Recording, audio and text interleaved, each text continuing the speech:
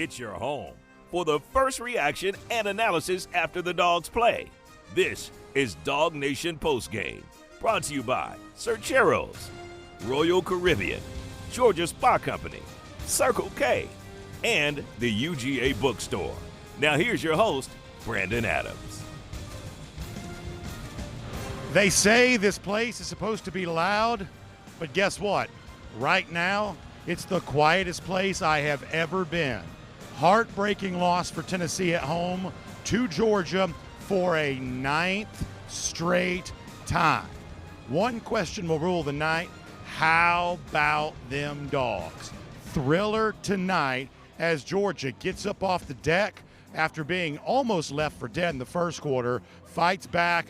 One of the classic games that I think we can remember, certainly in recent SEC history. Georgia obviously played a multi-overtime thriller against Georgia Tech at the end of last year's regular season. But when it's all said and done, it's a final 44-41. Georgia gets the touchdown. Josh McCray, who had really been lightly used in the first two games of this season. McCray, though, was a pretty big part of the Georgia offense today, at least getting a multitude of carries and getting the touchdown that resulted in the overtime finale. After review, referee comes back with the mic on to say the game is over. And at that point, Georgia fans were certainly happy about that. So we're going to take your call, 678-645-DAWG. That's D-A-W-G. Use your spell feature on your phone. We'll have you join the show no matter which comment section you're a part of, our chat. There's a link for you to click. You can be a part of that there. And we are going to try to figure out exactly what all went down here. We'll use you to help us with that tonight. We'll go through all the big moments from the game. And obviously tonight, a great time to also have a terrific former Georgia specialist with us, Rodrigo Blankenship, because obviously it's special teams that come up big here. Peyton Woodring makes some big kicks for Georgia today. Obviously the Tennessee kick, the miss that gave Georgia the chance to get to overtime, and really missing it pretty far wide to the right. To the delight of Georgia fans, obviously the disappointment of Vols fans, a pressure moment that Tennessee could not finish off. That opened the door for Georgia to win this game in overtime. Rodrigo, I don't know that I am capable. It's one of the reasons why I'm glad you're here. I don't know that I am capable of going back through all the big moments from this game and telling them in anything close to a chronological order. I just don't know that I'm going to succeed in doing that. But between the two of us and all of our audience tonight, maybe we can figure this out. I don't know how many games in SEC play in recent memory have been more thrilling for Georgia than that was tonight, in an absolute shootout against Tennessee in which Georgia made all the plays that it needed to, did not play perfectly, but found a way to get out of this stadium in this hostile environment with a win. Rodrigo, what a night for Georgia. Yes, absolutely. Let me just start off by saying, how about them Dogs? And yeah, just an absolutely tremendous game. I actually think that we had an equally thrilling game last year against Alabama when we went to go visit them in Tuscaloosa. That was also an absolutely instant classic game, a shootout. Everybody is, throwing haymakers back and forth. Had a couple of score changes in the fourth quarter. That was also an incredibly exciting game, and gave me very similar vibes to this one. Thankfully, we were able to come out on top this time around. But an incredibly exciting game. I mean, so many talking points. I'm feeling a little bit conflicted after this game. I'm so happy that our team won, but as I'm sure we're going to get into throughout the course of the show, there are some things that we're going to need to clean up if we're going to be able to have success as we start this SEC gauntlet with Bama, and then in 2 weeks, and then getting on with some other very tough opponents later in the season. But incredibly exciting game. I'm glad the Dogs won. We made the plays when we needed to get the job done. So ultimately, can't complain about that, and just looking forward to the rest of this show and getting to break down this game and figure out how the Dogs can be the best versions of themselves for the rest of this season. And Rodrigo, I'll tell you, there's nothing better than if you're going to have that conversation about, hey, what do you need to clean up? What do you need to do better? The fact that Georgia now has the privilege of being able to do that after a win, it doesn't get any better than that, because obviously there were a lot of moments today, certainly in the first quarter when Georgia was giving up a lot of big passing plays, late in this game when Georgia wasn't able to capitalize on a couple of opportunities in the fourth quarter where, as you're writing the script in your head, I have to admit, to borrow the old Larry Munson line, of I gave up, you did too. There were a couple of moments here where I thought we might be talking about, unfortunately, a Georgia loss, but this team played with a ton of tenacity, a ton of courage. They rallied, and they found a way to get a victory. And Rodrigo, I'll tell you, I don't think you can say enough about Gunnar Stockton here. Stockton faced the most criticism coming into the game, and folks wondered, hey, is this the kind of guy that can make the big passing plays to give Georgia a chance to win? Well, multiple times here tonight, the numbers, when it's all said and done, are going to look pretty good from him, but it's also some of the clutch plays he was able to make, some with his legs, some with his arm. I thought any question that maybe Georgia has of, well, who is the starting quarterback supposed to be, and are we sure Gunnar Stockton can be the guy? We don't know for him how this season's going to end, but I certainly thought that Gunnar Stockton provided an emphatic answer tonight about his readiness for his first road start. I thought that Gunnar Stockton really passed that test tonight. Yes, absolutely. I had a few points written down that I was really going to be looking for throughout the course of this game. I had 3 bullet points, and I was thinking to myself, if I see enough of these 3 bullet points throughout the game, win, lose, or draw, I think that we're going to be okay going forward. Now, 2 of those pertain to Gunnar. One of them is a little bit the offensive coordinator, Coach Bobo, but one of the points that I was looking for is the downfield passing plays. How many times are we going to take those downfield shots? Because Georgia fans have been clamoring for these first 2 weeks of the season, and we've all kind of been under the assumption that we're trying to, keep the playbook tight until we get into these big-time games, and then we're going to cut loose. And sure enough, we saw that today. Literally from the first play, took a big shot downfield, was able to get a drive going, and score a touchdown right off the bat. And so we saw a lot of those downfield pass plays. Gunnar was pretty good with his accuracy for most of the game. He had a couple of errant throws, but I think those were more to do with him feeling pressure and affecting his rhythm.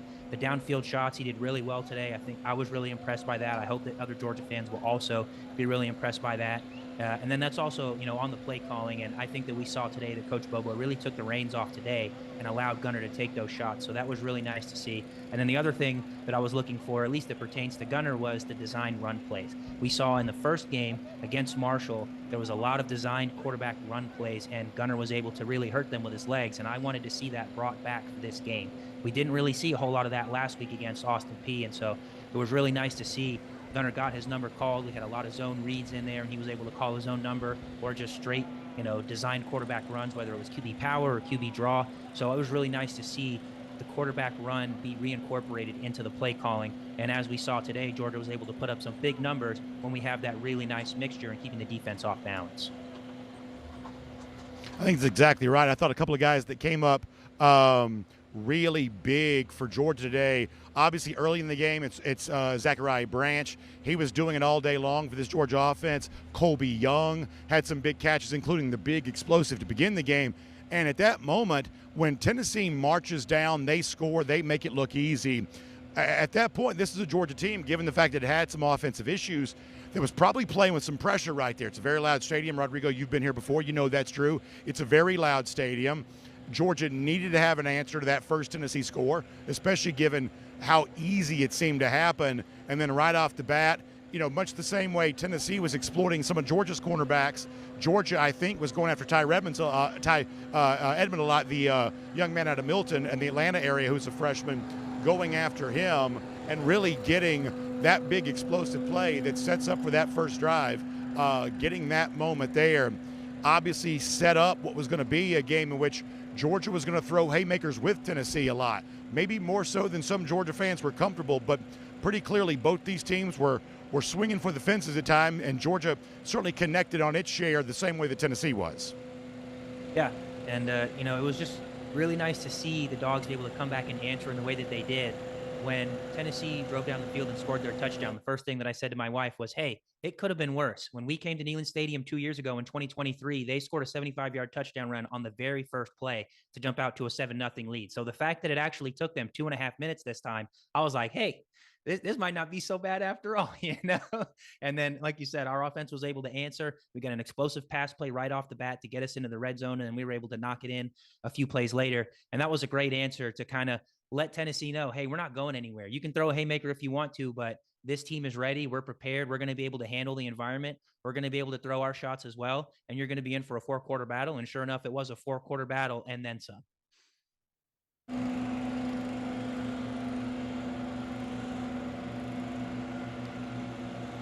Did I lose Rodrigo? Maybe I did. I don't know if that was me or if that was him. Either way, we'll get ready to get your calls here. 678-645-DAWG. That's 678-645-DAWG, D-A-W-G. Call us. We'll get you here today. It's also very loud here. One of the traditions, every time we're at Neyland Stadium, for whatever reason after the game, they're leaf blowing and getting stuff off the field. They have 1,000 different, pieces of garden equipment making noise. So we're going to try to keep the train on the tracks here and talk about this thrilling Georgia win, and we want to do it with you. So if you're in the chat, click the link. We'll get you up on the show here. We'll also give you a call, 678-645-DAWG. That's 678-645-DAWG. What a performance tonight for the Georgia Bulldogs. Rodrigo, if I've still got you, let's also talk a little bit about some of the big plays defensively for Georgia tonight. I thought that Janelle Aguero was outstanding for UGA. He obviously got an interception, but he was also all over the field. KJ Bolden gets an interception too, and given the fact that for a good portion of the first half of this game, that no matter who Georgia had in at that one cornerback spot, whether it was Daniel Harris, whether it was Ellis Robinson, that was clearly where Joey Aguilar was looking to attack. He was 14 for 14 to begin the game with 2 touchdowns. That's about as good a pace as you can be on. They were attacking that one cornerback spot and having success doing so. But what Georgia got from the secondary tonight from Janelle Aguero, obviously the interception as well from KJ Bolden, certainly that was big for Georgia. On a night in which Georgia obviously allowed more than 40 points, still take some defensive plays to get the win. Those guys certainly came up big there to be able to do it. Yeah, like you said, KJ Bolden and Darnell Aguero really stepped up and had some really big, critical plays for us. Bolden, I think, got a little bit lucky. Aguilar had his receiver, but the receiver slipped on his route, and Bolden was breaking on the route. So he was going to be in a position to make the tackle for a short gain, but because the receiver slipped, he was able to end up coming away with the interception. So I'm not complaining. Sometimes you need a little bit of luck to win games like this. But as you had mentioned, some of the other cornerbacks were being attacked early on in the game. Ellis Robinson was being attacked. Daniel Harris was being attacked early on in the game. And, that was one of the things that I had mentioned at the top of the show is I'm a little bit conflicted. I'm a little bit concerned because I think that other teams that have pass-heavy offenses are going to be watching this tape and they're going to say, hey, we need to attack these guys because we're not sure if they're going to hold up. I think about a result today, like Alabama, Ty Simpson was stellar in their performance today. And when Bama's rolling into town in 2 weeks, I would venture to guess that they're going to be looking to do the exact same thing. And they're going to try and copy the offensive game plan that Tennessee had and attack those corners. So, it's going to be a great time to have our bye week so that we can watch this tape and get right. And hopefully everybody is going to be on their P's and Q's and is going to be ready to roll to be able to lock down the Alabama wide receivers when they show up in 2 weeks, because that's going to be something that is going to be a big issue for us down the season if we don't get it right. So I'm looking forward to seeing how they respond, and hopefully those guys are going to bounce back and play a little bit better in our next game.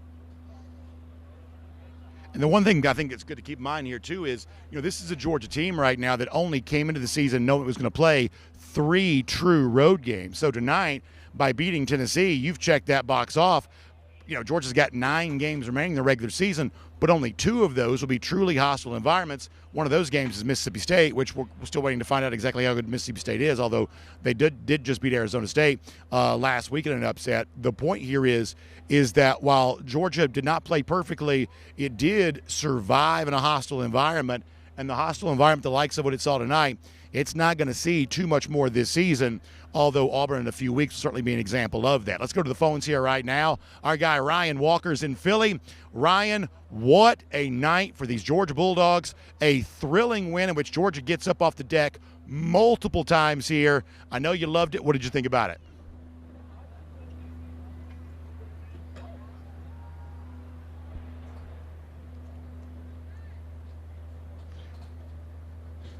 Hey, Ryan, go ahead.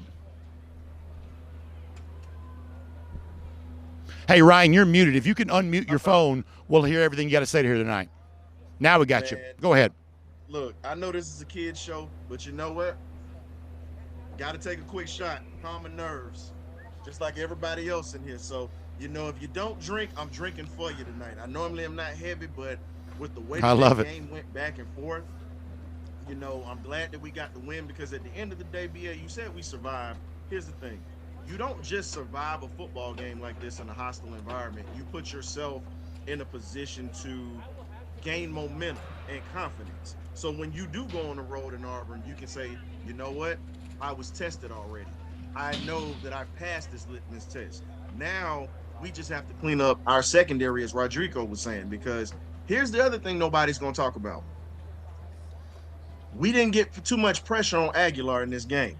He got comfortable in this game, and he literally lit us up for almost 400 yards, 371 yards. And again, we got two young guys that are on the corner spot with the seniors. The more veteran guys in the secondary. We're holding it together, and we got to give it up to the linebacking core because they stepped up when we needed them to step up and make plays when they've made plays. Offensively, we got to get that right tackle spot shored up at this point. That right there is a concern. Gunner can't get comfortable in the pocket, and we can't expect deep shots down the field if we can't protect our quarterback or even be able to get blocks when we're trying to run for short yardage situations or whatnot. I'm good with the win that we have tonight.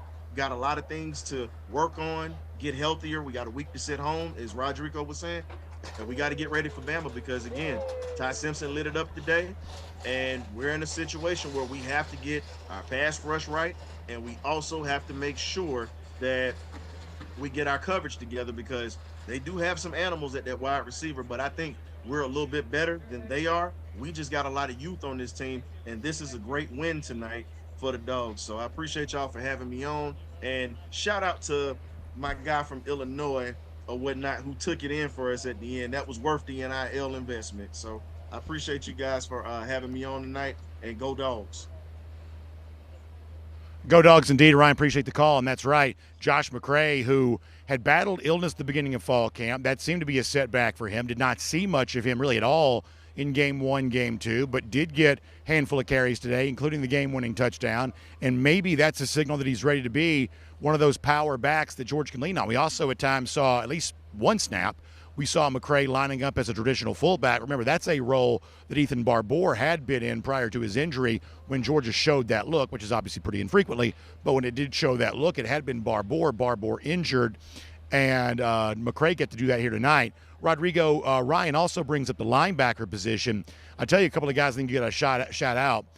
There was a portion in the second half where Joey Aguilar was not the same player that he was in the first half. And I think one of the things you have to attribute that to is that Raylan Wilson came up, got a big shot on him, tackled him to the ground. As Ryan said, there wasn't a particularly effective pass rush tonight. The truth is this year, and the stats bear this out, Tennessee that likes to play fast, that wants its quarterbacks to get rid of it quick, they're getting rid of it quicker this year than I think they probably ever have before.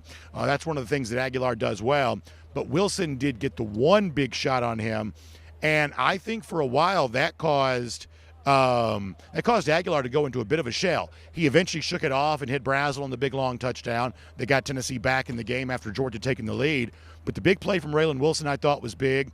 We saw Chris Cole in pass coverage tonight a couple of times. That's a part of his repertoire, taking it back to when you played at Georgia when guys like Lorenzo Carr from the outside linebacker position would do that. Leonard Floyd also in a previous era doing that too. Cole's got that the same way he's got pass rushing skills and traditional linebacker stuff. So I do think on a night in which the secondary is having its issues and pass rush up front just having a hard time of getting in the backfield to really rattle Aguilar very much, you needed every single play your linebacker was able to make for you tonight.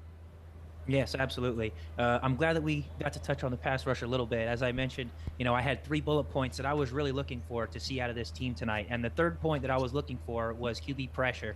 How effective were we going to be affecting the quarterback? Because if we didn't get to him, I had a feeling he was going to light us up. And sure enough, that's what happened in the first quarter and later on in the game. I was trying to keep track of how many QB pressures and sacks we had. I don't think we had one sack. I didn't see any sacks, but we had 1 sack. But I felt like most of the pressure that our defense got today was from having to send extra rushers. And I don't think that's going to be a long-term sustainable defensive game plan. We're going to need to be able to affect the quarterback with a 4-man rush. I think about a team like the Green Bay Packers right now who just acquired Micah Parsons. They can rush with 4 and affect the quarterback very effectively. And so that's kind of the model that we're going to need to try and get to if we're going to have success long-term. If we have to constantly send linebackers and send DBs as our extra rushers, eventually the really effective pass teams are going to be able to hurt us. So I really hope that our defensive ends, our defensive front is going to be able to affect the passer a little bit better going forward. But as you mentioned, our linebackers did a great job. They were critical for our success on defense this week, and I look forward to seeing them continue to do that. We've had a great history of linebackers here at the University of Georgia, especially since Coach Smart has been here, and I think we've got a really great core right now, and I look forward to seeing them continue to make impact plays for our defense. We just got to get a little bit more pass rush and shore up that secondary, and then we'll be just fine. I want to get a final thought from you, Rodrigo, before we say goodbye to you in a moment. Let me squeeze in one more call with you before we do. Our guy Bill's in Rome. Bill, you're next up tonight on our DawgNation Postgame call-in show. We're live here on the field at Neyland Stadium, where we have been before, and just as happy as ever. Bill, what do you think? It clearly reminds me of that old classic Rose Bowl game of a few years ago when they won fair and square against my Sooners. Just today was just like that. I mean, they really need to clean up a lot of things. And they're going to use this bye week. They're going to use this bye week to correct as much things as possible on both sides of the football. Because Alabama is coming to our house, and we want to keep that winning streak at home going. That's all I got to say. Thanks, B.A. Bill, appreciate the phone. Yeah, Bill. Yeah, thank you so much, Bill. Appreciate you being here. And Rodrigo, we'll let you go on this because I was going to ask you about this. You have been a part of some exciting wins for Georgia, whether it be Kentucky 2016, Notre Dame 2017, Rose Bowl. Obviously, that was a college football playoff game. That's an animal of a completely different stripe, of course. But give me an idea for a team like Georgia that worked so hard all week. We heard the players talk about the way they were grinding, knowing there's even a step up in intensity for practice, as they told us, because of SEC play. What is that celebration like? Now, I realize they only get 24 hours to do it. I understand that. But for these 24 hours or in these moments in that locker room, what is that celebration like for Georgia here right now? I have to assume it's going to be a party in the locker room. Coming into a crazy environment such as Neyland Stadium and being able to come away with the win in such dramatic fashion, I'm sure the guys are going to be on cloud nine in the locker room tonight. So I really hope that they enjoy this win, enjoy the plane ride back to Athens, and then when they get back in tomorrow, they're going to have their stretch and stride. They're going to have a little bit of a flush or a lift tomorrow to get their bodies right, and then Monday it's time to get back to the whiteboard and get to correcting this game. But I really do hope that they're going to enjoy this win. This is a big-time win, and I think that a win like this really builds character for your team for the rest of the season. Having to be in these high-intensity, high-pressure situations late in the game really will test your resolve and will show you if your players are ready to step up in those big moments, and we had a ton of guys make big plays for us tonight. So it was really nice to see so many of our guys step up and be able to perform in the way that they did when the game was close. And I think that that's going to be a really good sign for us that we're going to have success later in the season. As we had talked about, when we're going to go on the road again and go to Auburn and be in another hostile environment, the guys have been there and done that. They've been able to step up and answer the call when they needed to most. And so I think that's going to give them confidence to continue to make big plays when we have those tight situations later in the season. Rodrigo, I think it's exactly right, and I appreciate you being a part of our show. Your analysis is always so important to us. I guess let me also squeeze this in, too. Given the fact that a missed kick played a big role in all this, how impressed were you by what Peyton Woodring was able to do for Georgia? I mean, he just stripes it right down the middle. You don't even think about it sometimes. And he's proving to be a really valuable commodity for this Georgia team, is he not? Yes, absolutely. And before I touch on Peyton, I just want to take a quick second to say something to Max Gilbert. If he ever listens to this, I'm sure he probably will not. But Max, I've been in your shoes. I've been in your situation. And I know the exact feeling that you're having right now. I'm sure that he's probably not feeling too great about himself at this moment in the locker room, and I've been there. And Yep. I just want to let him know that the sun will rise again. He will wake up tomorrow, and he will have an opportunity to get back to work and prove what he's worth. And he had an opportunity even in this game to bounce back, and he did. He made that very important kick in overtime on their possession to put some points on the board, to put a little bit of pressure on our offense when we got out there. So, I hope that he's going to be okay. I really feel bad for him because I know exactly what that feeling is like. I hope that he'll bounce back, and I hope that he'll have a great rest of this season for them. And then getting to Peyton, man, Peyton's awesome. I mean, I record every one of his kicks when he comes out onto the field. I record every one of them. I love to see him have success. He's been rock solid for us, and he was great for us today. I know that some fans may not have been too thrilled that we, had to kick field goals in the red zone. Our offense sputtered a little bit, during the game, but points are points. And in a game like this, every point matters. So I'm so glad that Coach Smart has the confidence and the trust to send Peyton out there to make those big kicks in tough environments like this. And I'm really excited to see him continue to do well the rest of the season.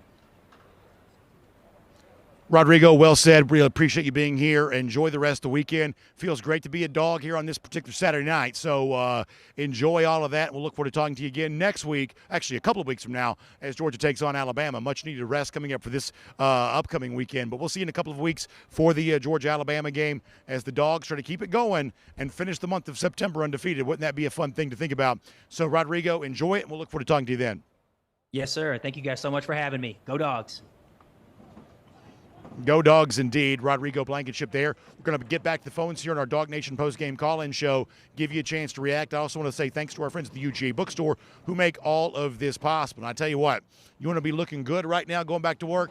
I talked in Knoxville today to so many folks who either live here in Knoxville or they live in Dalton or Rome or Chattanooga, some of these places where there's a ton of Georgia fans, but also some of those Tennessee fans creep down because why wouldn't you want to get as close to Georgia as you could? Of course, they're going to. And a lot of Georgia fans told me, BA, we can't lose this game. I don't want to go back to work on Monday if Georgia loses this game because I got, some knucklehead that I work with that's going to be doing this or doing that.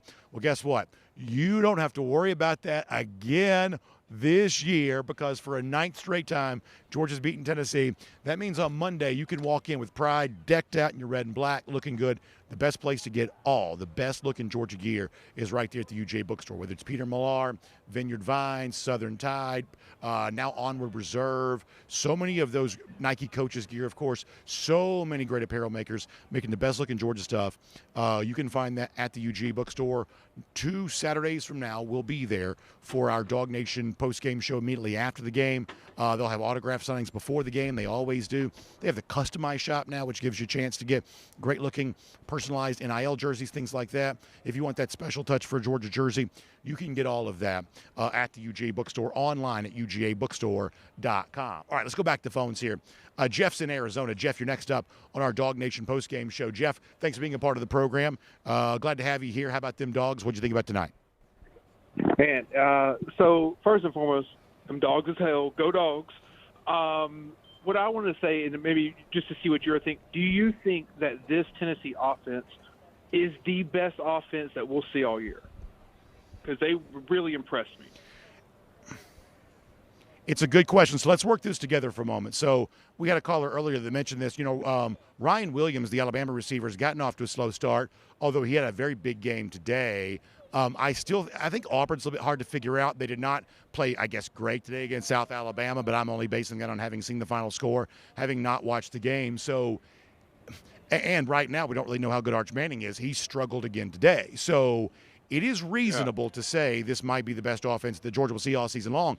And it's also very much deserving of being said that at the very least, this is I would say, very good Tennessee offense. Clearly a step up, I would say, from what it was a season ago. Yeah, Tennessee definitely won the Nico and Joey Aguilar trade. He really impressed me. We're not, I know our defense struggled, but we're not a bunch. That's a bunch of 4- and 5-star guys out there. He made us look weak at point. So a lot of congratulations to them. But the Dogs are resilient.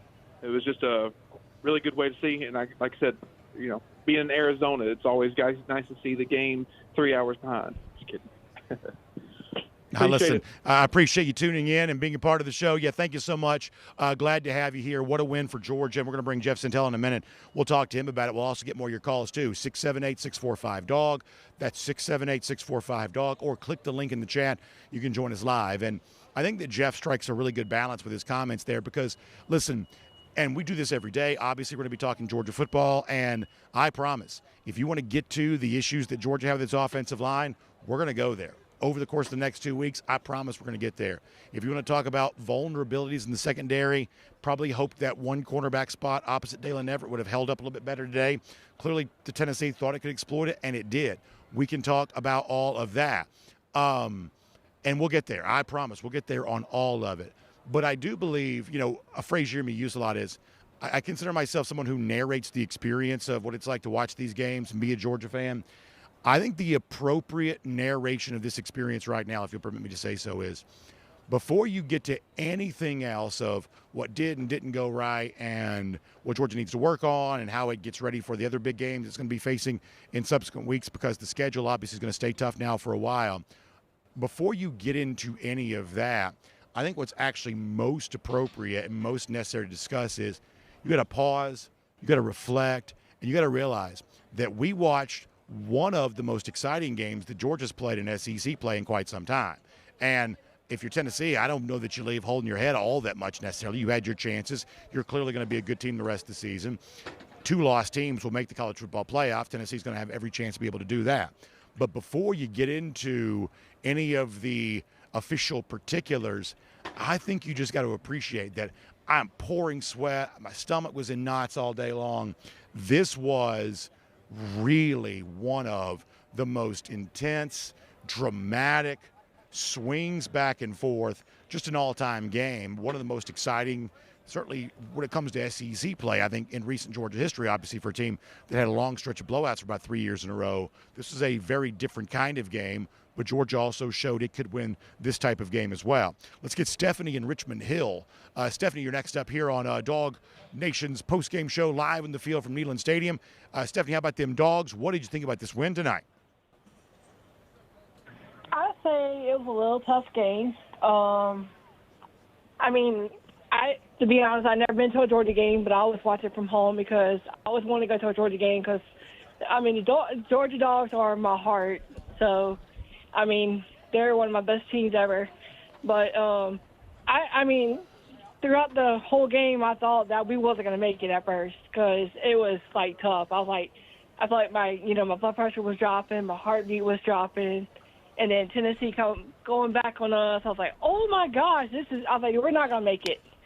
And I was like, and then again, when they started doing that, I was like, where are our Dogs? Where are our Dogs? Are they ever going to come back on us? Or are they just going to let Tennessee beat us? And I was like, I just couldn't believe that. The last quarter, I could not believe we actually made it through the last quarter. And I was like, and I told everybody, I said, I bet our Dogs were praying the whole time that they were in this game. And I said, I bet you all these Dawg fans out there are watching this game. And I bet you, everyone in that stadium is probably praying, hoping that we win. I said, I don't think there's been a time where Tennessee ever beat us. And I said, it's been 8 years since we have beat, Tennessee in a row. And I'm just glad that, we beat Tennessee, because if we hadn't been Tennessee, I don't know where we would have been tonight.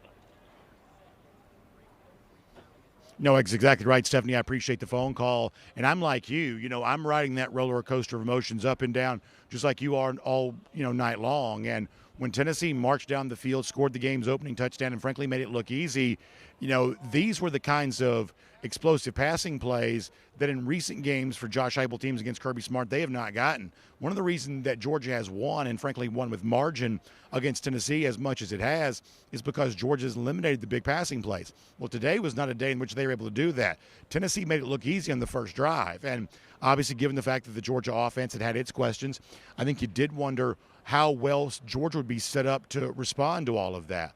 Well, pretty clearly it was everything that it needed to be because it marched down and scored on its opening drive too. And so that's exactly what you're talking about. You're down, then you're back up again. And then Tennessee tacked on 2 more first quarter scores. And you wonder, gosh, Georgia's going to have to do everything it can just to stay in this game. And yet slowly but surely it kept on fighting, kept on giving itself a chance. And then, and we're almost, almost a half an hour into the show and we haven't even brought this up yet, I thought maybe the most significant moment of the game, at least the time, was the opening drive of the third quarter. Georgia's had some luck with the coin toss this season, won both coin toss here today, got the opening possession of the second half because it deferred its choice. And you would talk about one of the more physical, on the ground, asserting your will, dominating. This is an offensive line for Georgia right now that's clearly more comfortable in run block than pass block. And when Georgia took up that much time off the clock, was it 6 minutes or so, marching down the field with successful running plays, getting the touchdown, taking the lead, at that point I thought, wow, Georgia has stood up, it's asserted itself, and this is now going to be the story of this game. And then lo and behold, a couple of possessions after that, Georgia's not able to take advantage. Tennessee hit the explosive touchdown to Brazzell, and now they've retaken the lead. And so the point I'm making is, just like Stephanie said, you're up, you're down, you think they're going to win, then you think they're not. This is why I think this is going to be remembered, and we should be certainly talking about it tonight as just one of the most exciting Georgia games that I mean, since we've been on this DawgNation Postgame Show, few regular season games have been more exciting than this one was tonight. Let's go back to the phones here now. Let's get Chase in Dublin, Georgia. Chase, you're next up on our DawgNation Postgame Show. Chase, how about them Dogs? What about the thriller here tonight? Man, how about them Dogs, B.A.? I know you and everybody in Knoxville have had a heck of a day with the riverboat party pregame, and now you're going to get to do a little postgame partying up in Knoxville. And I know there's going to be a lot of sad people wearing that ugly orange driving back home, probably listening to some sad songs from their hometown boy, Morgan Wallen. But I know us Dog fans, we're celebrating down here in GA. Overall, I think the Dogs played a great game. Gunner, he made his comments last week about having to work on his confidence. I feel like his confidence looked pretty high to me today in a big game in big hostile territory. The Dogs do have a few things to work on. That red zone offense, I feel like needs to get a little bit better.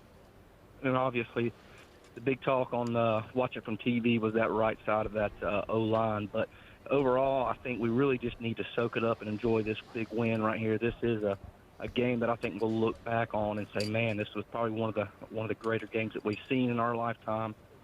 Man, I'm just fired up to be a Dog. Let's just enjoy it, and then I don't know. Enjoy it through the bye week, and then we can lock in. I know everybody's looking ahead to that Bama game, but let's just soak in this one right here. What do you think, B.A.? I think it's a great call. I really do. I think you hit the nail on the head. First of all, it was a great day for our DawgNation invasion rolling into this football game.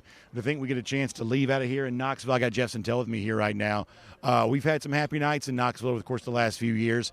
You know that for a long time, generations of previous Georgia fans past didn't get as much of that. So to be walking out of here and watching Georgia fans celebrating and seeing Tennessee fans having to turn on their sad country music right now, it's a pretty good experience to be a Georgia fan here tonight.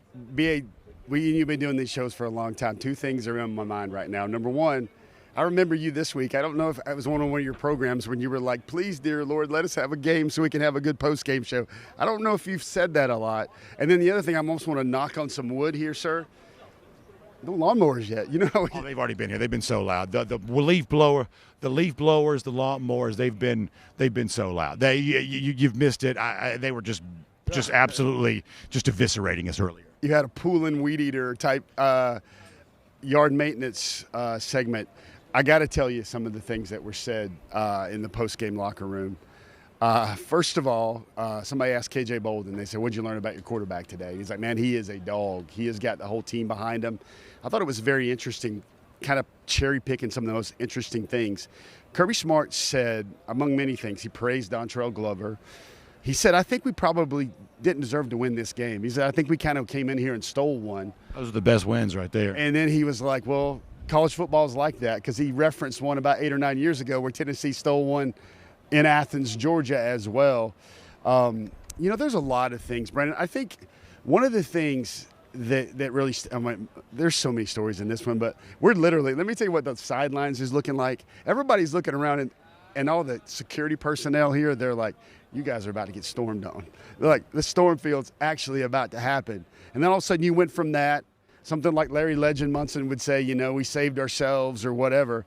And then you have Georgia pulling this one out. Brandon, it was the most, I guess I would say, apropos, or I guess the undramatic Georgia overtime win ever, because you go over to the sidelines and you look at some replay and everybody goes, he's in there. I mean, there's a lot of chapters to this game. One thing I really liked about what you said a minute ago, Brandon, was I thought Tennessee came out and just gassed Georgia. It looked scripted. It looked perfect.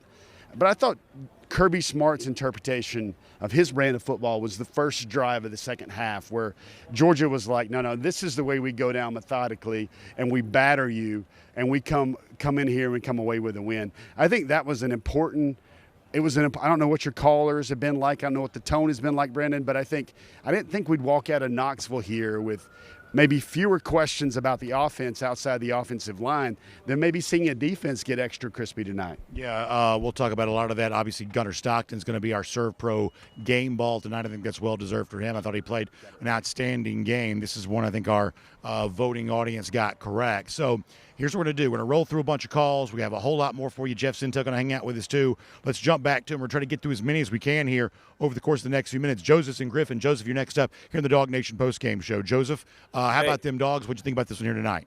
Hey, how about them Dogs, BA? Hey, man, it was a great game. Like everybody said, our right side of the line got to get cleaned up.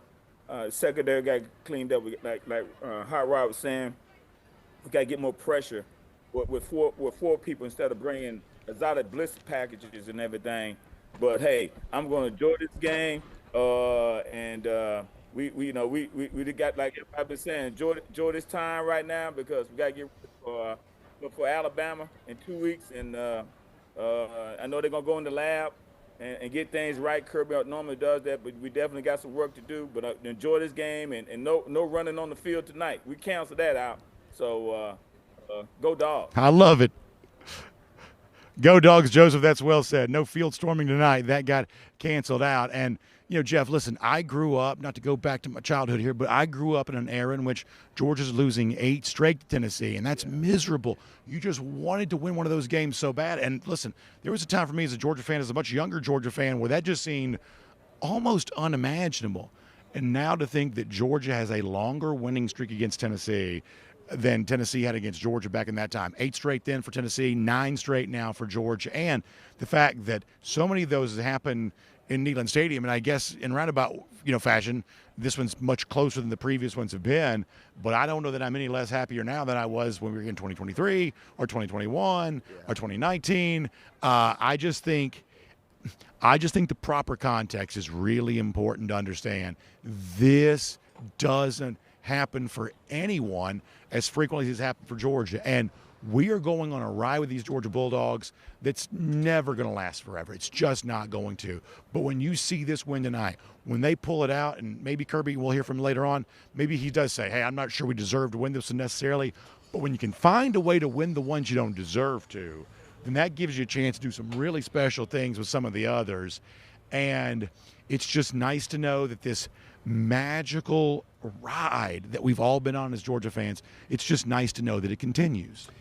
You know, you tumbled over a little bit of history there, Brandon. The 9 wins now in this series is the most Georgia has ever had against Tennessee in a row. And you're right. Why you remember when Georgia beat Tennessee finally in Sanford Stadium and the Georgia fans rushed the field? Because they were dadgum tired of losing those close ones. I mean, there were a lot of games in that string that kind of felt like that, where Linus kind of pulled Charlie Brown's trying to kick and the ball gets taken away from him. I asked Raylan Wilson after the game, Brandon, and I was like, come on, man. Wait, Raylan Wilson may need to lay low for a little bit. That hit he put on, they may be out looking for him right now. That hit he put on Aguilar was nasty. Yeah, he talked about that afterward, Brennan. He was like, yeah, you can't touch us. Like, you can't play with us. You can't hang with us. But, like, he literally said he's looking up and down the sidelines, and he's like, oh, I don't know, man. He's like, this is about a 50-50 shot right here. We might go down. Yeah. And, I mean, there's a lot of great things Georgia people said. You know, there's no quitting this team. I don't know if you've covered kind of a little bit of redemption for 2 players. Number 1, Josh McCray. Now let me talk about him. 2 touchdowns, and those are basically only 2 carries he has. He's not even on the stat sheet, Brandon, except for on the scoring summary for 2 one-yard runs. And I remember why I want to say that is the end of the Austin Peay game last week. He was discouraged. Josh Crawford had his arm around him. He's like, listen. He was basically telling him, hang in there with me. Hang in there with me. We got you. And really, Georgia was having so much trouble running the ball inside that they were like, well, crap, man, let's just throw the sledgehammer at him because we're not getting any penetration. We're not getting any creases. The other thing, I hope he's came up on your show already, Brandon, London Humphreys. Oh, what a catch. My gosh, what a catch. Tennessee native, by the way, so that makes it a little extra sweet. And, the throw was, like, right there. And he made a couple of big catches tonight. And it was like, Kirby had a good thing. Like, he's like, Kirby says, man, this kid's so good. He works so hard. He's so smart. He's so intelligent. It's like I came up to him after that fumble against Austin Peay, and he was like, all right, coach, go ahead, cuss me out, yell at me, give me what you got. And Kirby's like, man, I can't cuss that kid out. He's such a good kid. He does everything right. He's so intelligent. He's such a hard worker, works so hard on special teams. So you wonder why Georgia keeps trotting him out there, because he had a couple drops early in the game. Now, they would have been great catches if he would have caught him. But to make that play and then to get the 2-point conversion, Brandon, I think the funniest thing I want to ask you, and this is a good football talk right here, what do you think Georgia does at the end there? Do you think they kick the field goal and play for 2, or do you think they get that 1 yard and try to get So out? I was desperate in my belief that this game had to end out of the first overtime. I don't think that Georgia should have wanted to go to a multiple overtime situation. I think that Georgia the game needed to be decided on that first overtime. If Tennessee had scored a touchdown, then Georgia should have gone for 2. If Tennessee had failed to score, then you can kick the field goal. But if they're kicking a field goal, that's your chance to win the touchdown and win the game. This game did not need to go to a second overtime. Another thing, you basically try to hear Kirby Smart's thoughts after the game. And one of the things, Brendan, I'm sure you noticed it in the press box. I want to make sure our audience noticed it.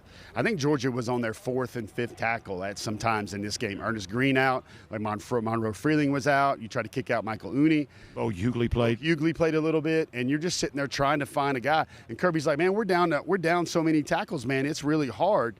And, this is one of those. I don't know how this will be remembered, but I got an inkling, Brandon, this will be remembered when Gunnar Stockton showed a little bit to DawgNation a little bit. And I'm also glad that you bring up, and we're going to go back to the phones right after this. I also glad you brought up London Humphreys, because in the game when so much happened, obviously it's hard to chronicle it all, but you got to mention Humphreys because it wasn't quite as good, but to me that was reminiscent of a Terry Godwin-style catch against Notre Dame. The Godwin catch is better, but what Humphreys did in that end zone right there, it's an amazing catch and something we'll be celebrating and talk about for a very long time. How about getting international night? Let's talk to Richard in Costa Rica. Richard, you are next up on our DawgNation Postgame Show, live here on the field in Neyland Stadium. That's where we are, but you're on the beautiful coasts of Costa Rica. Richard, welcome to the program.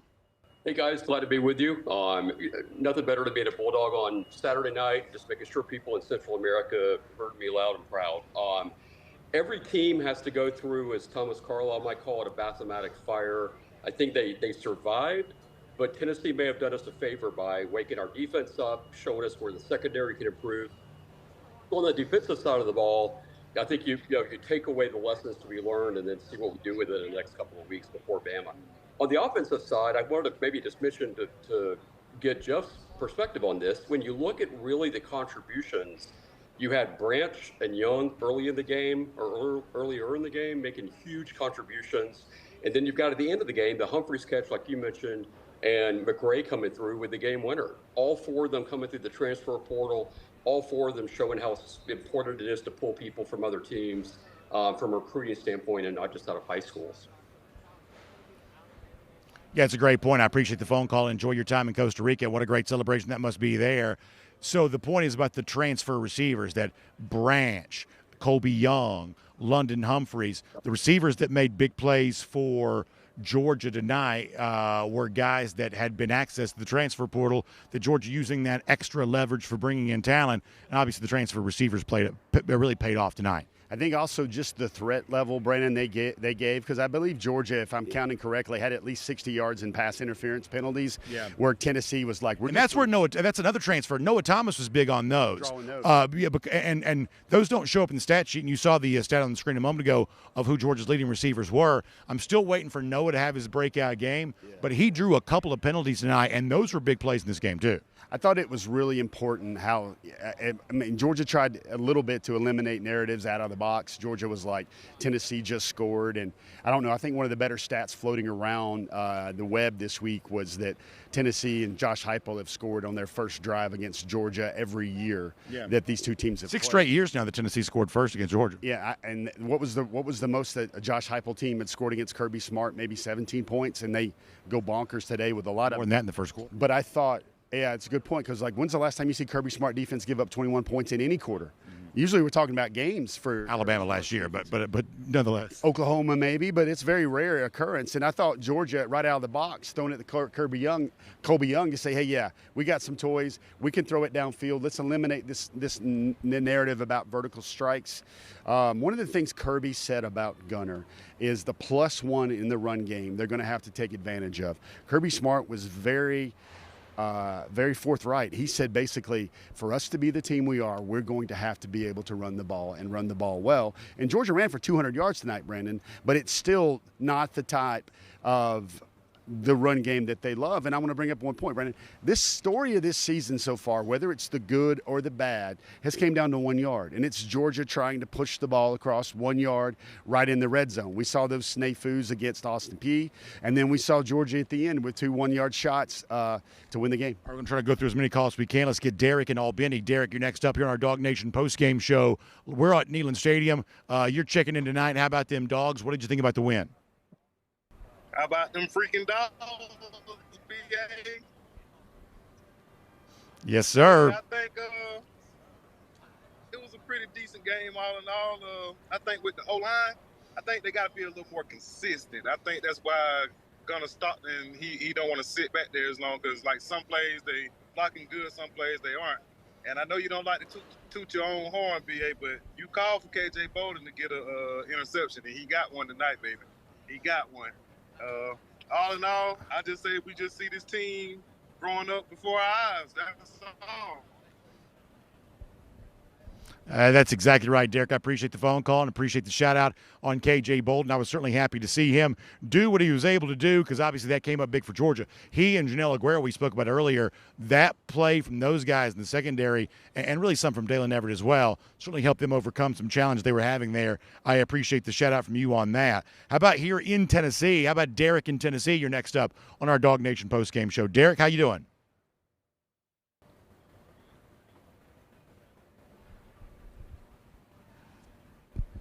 Derek, are you there? All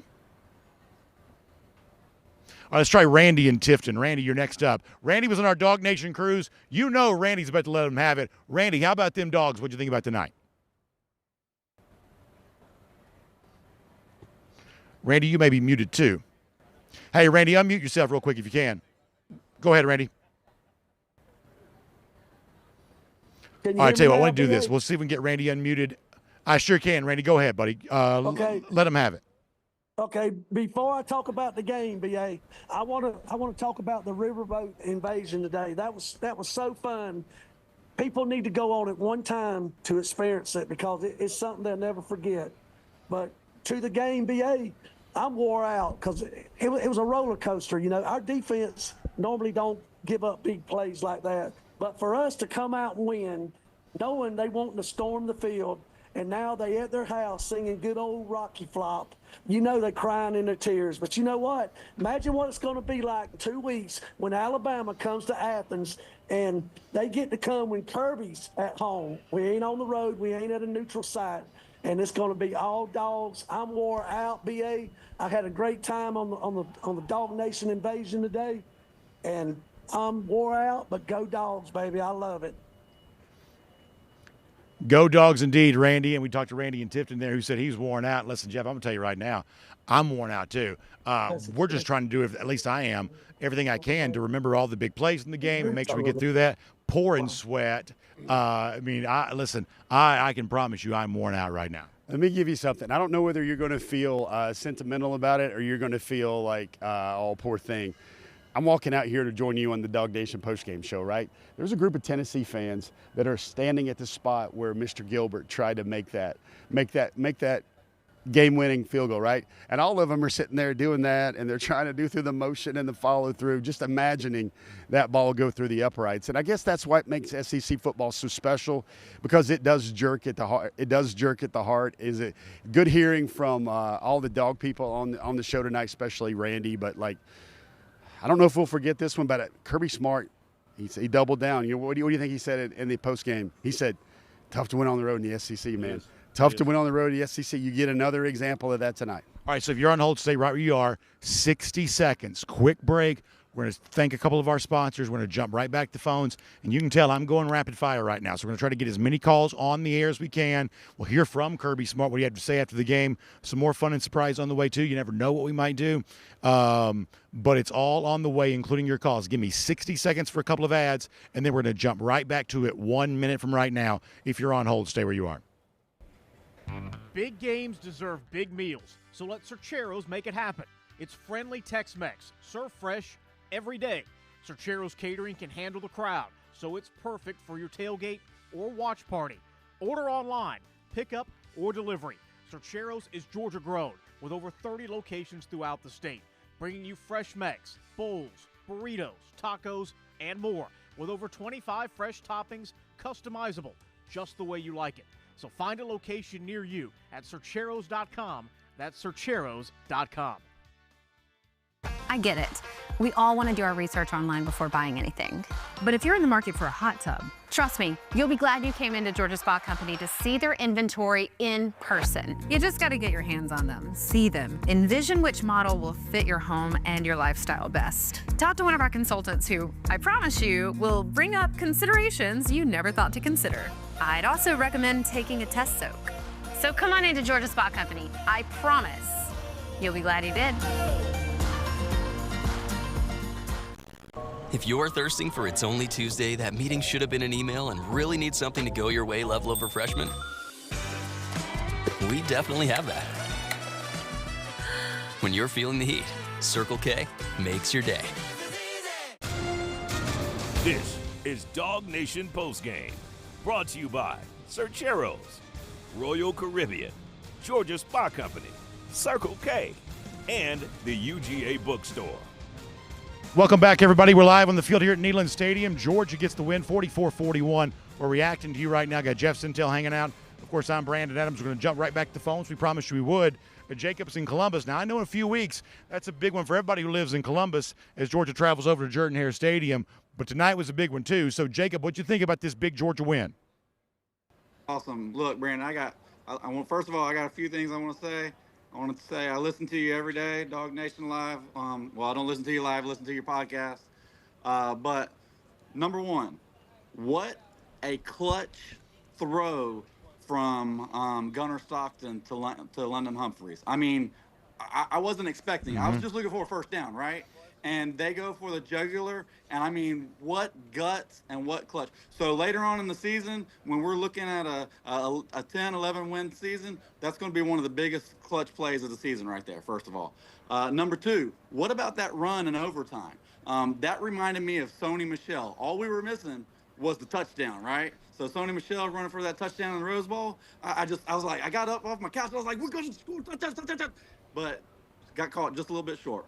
And the last thing I want to say is my daughter over here. I got my daughter Emily. Come here. Look, she said, Daddy, why are you so worried about the game? They're going to win. They have a chance. And I kept saying, no, honey, no. Nope. 21. Defense gave up 21 points in the first quarter. Game was over. Oh, nope. They've got a 38-30 lead. Game is over. Nope. There's no coming back. The game is over. They're about to score this touchdown. Ice the game. Game is over. And then at the end of the game, and we had the victory, she said, why didn't you believe? I knew we could do it. And I told her, I said, honey, I was raised on Larry Munson. That's all I got to say. Go Dogs.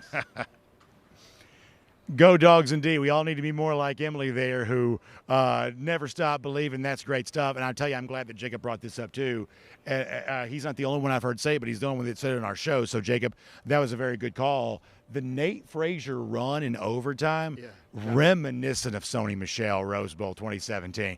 And I thought he was going to get in, didn't quite get there. We know that if you want to take it back to Georgia, Alabama in 2007, Mike Bobo's not afraid to go for the quick strike on the first play of overtime.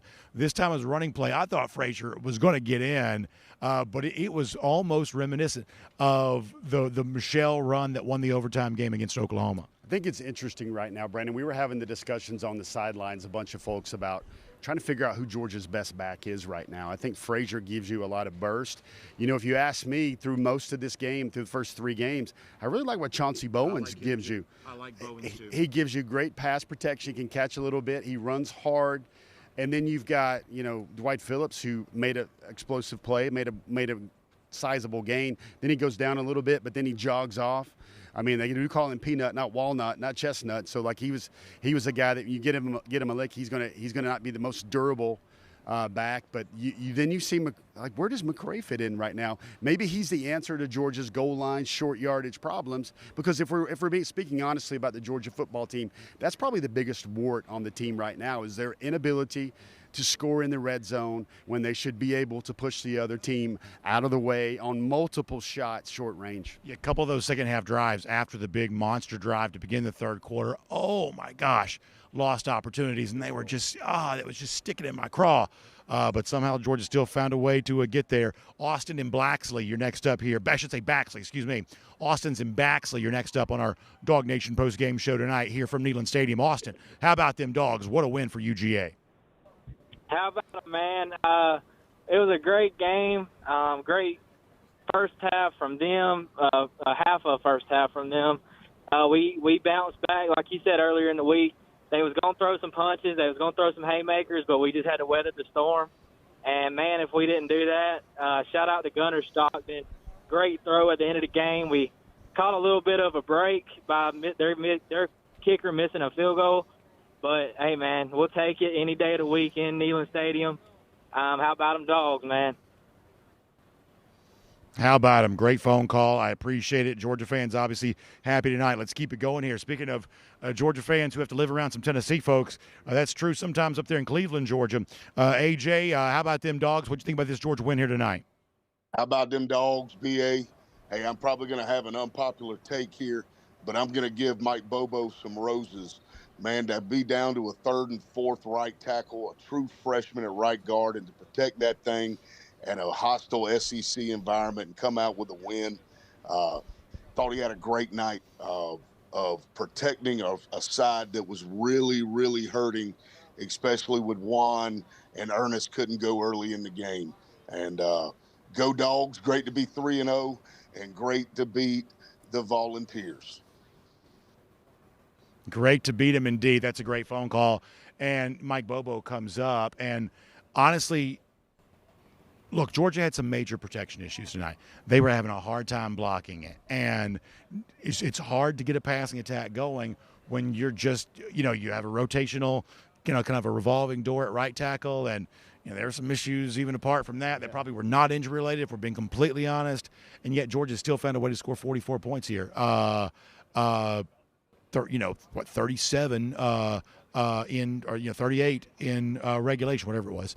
I don't think you can say enough about the overall game plan, both the script to begin the game where you come marching down the field to answer the Tennessee score, including the explosive pass plays that we had not seen Georgia hit against lesser competition, and then that just bully ball march in the third quarter.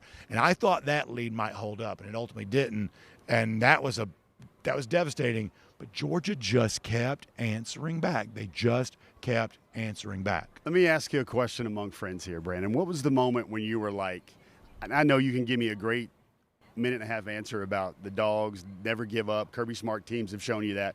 What was the one where you thought the door was shut? Was it the field goal? Was it 4th and 8? Was it when they Gunner the fumble down there with Gunner and they took the 8-point lead? What was the moment when you're just like, this is not going to happen? So I'll give you two, and I think I may have said this in the show already. In previous games, Josh Heupel against Georgia, they did not hit the explosive pass plays. So when Tennessee began getting a lot of those tonight, that led me to believe, this is a different kind of Georgia-Tennessee game, which we were on guard for that already being true. But that led me to believe this is a different kind of Georgia-Tennessee game because they're hitting the pass plays that they had not hit in the past. Early in the game, they were doing that even.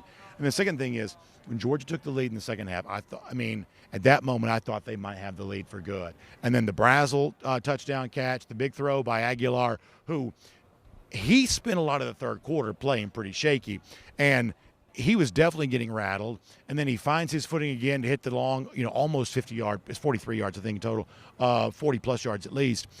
At that moment, when Tennessee retook the lead after Georgia got in the second half, I have to say that my doubt-o-meter had certainly gone up at that point. ESPN has that, win percentage index? I would have loved to have seen and track that during the game, Brandon.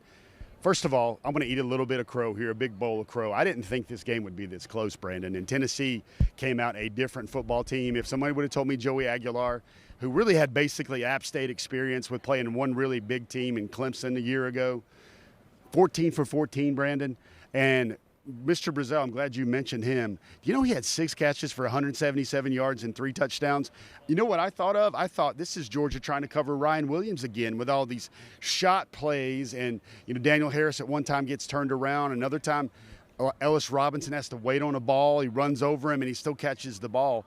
That's something we had not seen before out of Tennessee, is the ability to just gash Georgia. And I'm like you. I thought when Georgia came down, and I believe they made it, 28-24 after that first touchdown. I'm like, and then they added another field goal on that. I'm like, this game is probably checkout time. It's time for Georgia to put them to bed. And All Tennessee did is they got Aguilar, they gave him some time, more time than Georgia and Gunnar Stockton had a lot of time to throw tonight. And they hit a deep shot downfield and got themselves right back in the control of the game. Let's launch through a few more calls. We're going to try to go as fast as we can. SEM Dogs in Alabama. Alabama's coming to Athens in a couple of weeks, but tonight we are celebrating a win over Tennessee. SEM, what you think about it? Oh, it was great, B.A. As someone who lived through the nightmare of the 90s, I will never complain about a win over Tennessee, no matter what the score or no matter how it looks. So it's a great win. It's not necessarily a great game played, but it's a great win, which is typical of Kirby Smart teams when they don't play great. And I'm just very thankful that the offense announced itself as well as it did. And I will leave all of the corrections for the defense to Kirby. I think he probably knows a little bit more ball than I do. So I'll let him correct all of that. And hopefully having that extra week will get us ready for these folks that live around me so they can be just as miserable as the Tennessee fans. Great phone call, SEM. I really appreciate that, and I'm certainly hopeful for that, too. We talked to a lot of folks in our Dog Nation Invasion about that today. Wherever you live determines oftentimes the rivalry that you feel the strongest about. And obviously, if you live in Alabama, I know that's a big one for you here coming up. So we're going to keep a good thought about that. Jordan in Athens. Jordan, you're next up on our Dog Nation Postgame Show. Jordan, how about them Dogs? One of the thrilling wins I've been lucky enough to be a part of. Georgia got it in Neyland Stadium tonight. Boy, it just feels good to say it out loud. What'd you think about it? Man, I love what the Dogs did. I got 3 points here. BA Gunnar Stockton proved he's got the poise and the fire to lead this team. The fourth down bomb and the overtime drive will be in the Dogs' highlights for years. Defense might have been early, but when the game was on the line, they stood tall. That overtime stop was pure Georgia football grit. And lastly, the resiliency and the fight in this squad is why the Dogs are never out of it. This is the kind of win that could spark a run. Georgia showed not just talent, but toughness and unity. Proud to be a Dog tonight. Go Dogs. Go Dogs. Proud to be a Dog as well. I love the way you say that. And it's a good point about the defense in that, okay, there were some big buys and there were some big plays. But against Tennessee, you're challenged to get right back up and on a per-play basis stay in the fight. And I thought that Georgia did that. Every incompletion counts. Every moment in which you prevent them from converting a first down, from keeping a drive alive, it can add up to something. And listen, there's a lot more college football games these days, last few years, played in this shootout fashion the way that Georgia did tonight. There was a time in which Georgia didn't really play in these games. Now it's probably not impervious to that the way that what it once was. But the defense did just enough. Didn't dominate, did just enough. And, boy, am I glad they did. I thought at the end of the game, on that last drive in overtime, I don't know if you noticed it, but Georgia had Gabe Harris out there. They had Christian Miller. They had Joseph Jonah Ajanye out there. One guy I would like to shout out, maybe call out a name we haven't done yet. I thought Janelle Aguero had a really good game. Yeah, we talked about him earlier. Monster. First half, I mean, I know he had the interception. Beyond that, he was everywhere. Everywhere. Well, the one thing about Janelle is like what Georgia does when you play a team with like tempo and in space the way Tennessee does, that's really not what Janelle Aguero does really well. Like, you know, covering in space, covering the slot guy, that's really not his alpha skill set. Kirby even said that in the post game, he said Janelle has anxiety a little bit when teams go really, really fast and then Tennessee speeds it up even more. And I thought, you know, KJ Bolden had a very businesslike interception, very important time for the Dogs. And I thought Janelle did as well, already showing he's pretty much what Georgia needs there in that position so far this year. So if you're on hold, stay where you are. Going to run through your phone calls here. Later on, we'll also hear from Georgia quarterback Gunnar Stockton, successful night. How about some of what, just a moment ago, right over here in the victorious Georgia locker room, what Kirby Smart had to say after the Georgia victory. We're live here at Neyland Stadium for our DawgNation Postgame call-in show. Back to your calls. You can still give us a call, 678-645-DAWG, or click the link in the chat and join us live. But for a couple of minutes here, let's hear some of what Kirby Smart had to say about tonight's game. A lot of respect for Tennessee and the atmosphere that was created here today. It was a great college football game. I'm really proud of our guys. We talked about coming in here to conquer this place, which is not easy to do. And when you do something like that, you have to make your own way. You have to absorb blows, and I don't think I had any idea how many blows we would have to absorb, but we did, and we got a resilient group. I think that's a really good football team we just played. I don't think we played our best football, especially defensively. Give them a lot of credit, though. They made plays down the field. They got a lot of respect for their quarterback. But just some guys to mention. Bo comes in off the bench and plays right tackle. Unbelievable. Gunner took some shots today and stood in there and made some big-time throws. I thought the offensive staff did an incredible job. That's a really good defense we just played, guys.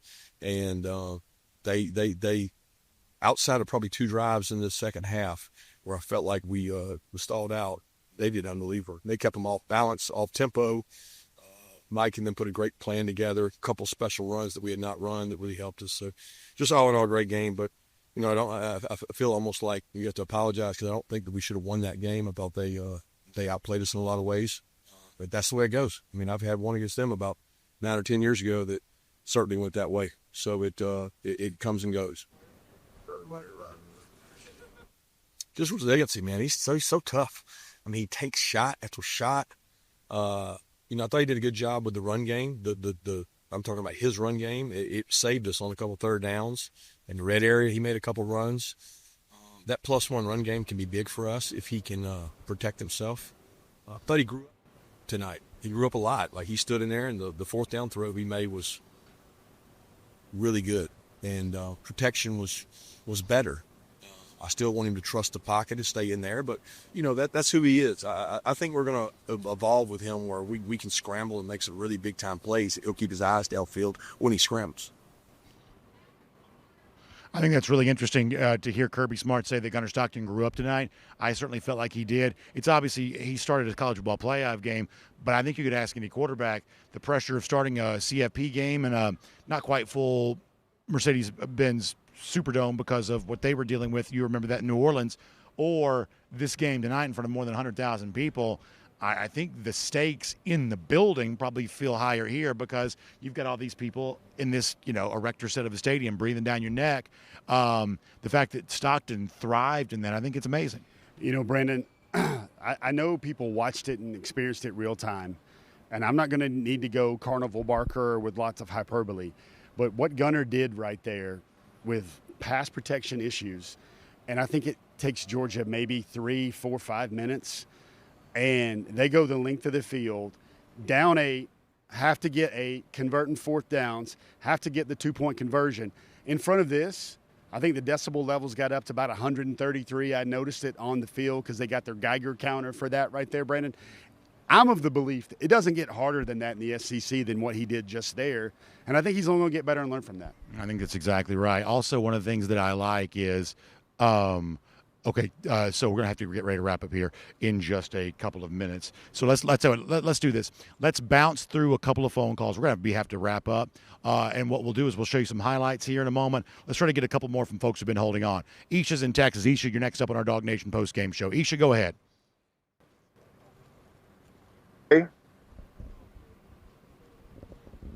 Hey, Isha, how are you? I'm just listening to everybody. I think everybody had great points. Great comeback, great poise, and getting that. What I was also want to point out, I mean, some people have pointed out most of the things by the time you got to me. But what I want to reiterate, the offensive line, I think even with the shuffling they did, I give them a B. But even with that, I think some of them was just lack of communication. And then they just got to work on that communication more. Defensively, it's a lot. I think people give the benefit of the doubt when they had them, I'm going to call them Hail Mary passes because that's what they were. And they just got the fortunate, they benefited from it and scored touchdowns on both of them. But I like kind of what they did. They kept most of the stuff underneath, and they was able to actually make plays on it. So those 2 big plays, 2 of the big plays, I don't really consider them bad defense. It's just bad luck, you know. Fair enough, Isha. Fair enough, Isha. Appreciate the phone. Fair enough, Isha. Appreciate the phone call. We're going to try to get through a few more because we're going to have to wrap up from the stadium here. They're about to throw us out of here, as you would imagine they might be ready to do. Let's get Wes in Ringgold. Wes, you're next up on our DawgNation Postgame Show. Wes, you're live here from Neyland Stadium. Go ahead. Yeah, so I just want to say I think this was a really good example of, one, our detriment to that we'll bend but we don't break, especially on the defensive end. But I want to say that I don't think any other team in the SEC, given the way the game was going, could have won this game the way we did. I think a lot of teams would have folded when the pressure got high, either on the offensive or the defensive side. But I want to say, for me, the catch that Humphreys made was probably the biggest play of the game, considering he's had a lot of drops lately. And his route running has been a little suspect on some of the plays. So for him to run that route at that moment and get that touchdown and then follow it up by the great and, I'll admit I give Bobo a lot of grief sometimes because I think we get very stagnant in our offense. Sure. I think he plays to basically plays to, not lose instead of win. And so for him to call that play to throw the branch right there, I had just said a couple drives before that, why did we get away from, branch? That was a brilliant play call, and I think that's the turning point for us to win the game. I think that's well said. Big moment there for Humphrey, and obviously a big bounce-back game plan for our Georgia offense. They could certainly need that. I think that's a really good point. Let's get Chris in Savannah. Chris, you're next up on our DawgNation Postgame Show. Chris, how about them Dogs? Big win tonight. What'd you think about it? Yeah, I thought it was a great game. Very exciting game. I love the resiliency from the team. I just want to get you guys' take on a real on something I noticed during the telecast. There was talk about Gunnar Stockton and his presence in the pocket, and you heard Kirby Smart make some comments in the post game about Gunnar Stockton in the pocket. I wonder, in my opinion, I feel like there were times where he got outside the pocket, not necessarily because the protection was breaking down, but because he was trying to get a better look downfield. I'm not sure what his vision is like when the pocket gets crowded. He's not as tall as some other quarterbacks, so I think he might be just trying to, see downfield a little further and get a better vision on what's going on, as opposed to just bailing out of the pocket. What do you guys think about that? I think that's interesting, and I think it obviously speaks to the fact that even though Gunnar Stockton had a great game tonight, like a lot of quarterbacks, he's still got more to work on here before the season's done. We're laughing because they've got the hoses on behind us. Shades of Georgia Auburn, 1986. There is a hose right over here that's about to blast. So let me see if I can squeeze in a couple of more here. Steven's in Atlanta. Steven, you're next up. DawgNation Postgame Show. Steven, make it quick because I might have to run before I get blasted by a hose over here. Brandon Adams, what's up, homie? How you been? Steve Schaffini, good to have you here, my friend. I do have a full name, and your producer called me Stephanie. That's why I go by Steve. Okay, it's spelled with a PH. I just want to say, worries. I've never enjoyed the misery of others as much as I'm enjoying this right now. Because, that SEM Dog was saying, they weren't there in the 90s. This was a one-sided rivalry, and wins in Knoxville were really hard to come by. We didn't have one for 20 years before the Hobnail boot. And I remember sitting at the lunch paper on College Avenue outside, and this girl came up to me, and she had a card with the number 8 on it, as in 8 consecutive wins, and she shoved it right in my face. And I got a card, and it's got a big 9 on it. And so help me, Lord and Taylor, I'm going to find out who this girl is and where she lives, and I'm going to put that 9 right in her face while she's trying to drink her Mountain Dew. But I got to say. I love it, Steve. Listen, I love it. I got to cut you off. I literally have been told they're about to turn that hose on. So we got to go.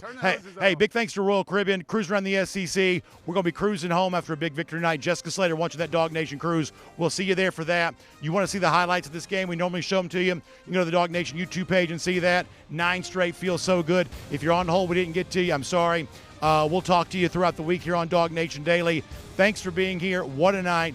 Georgia gets a huge win on behalf of Jeff Sentell, Rodrigo Blankenship. Kaylee Mansell's right there. How about them Dogs? Big win here tonight. We'll see you very soon once again as a part of our DawgNation Postgame Show.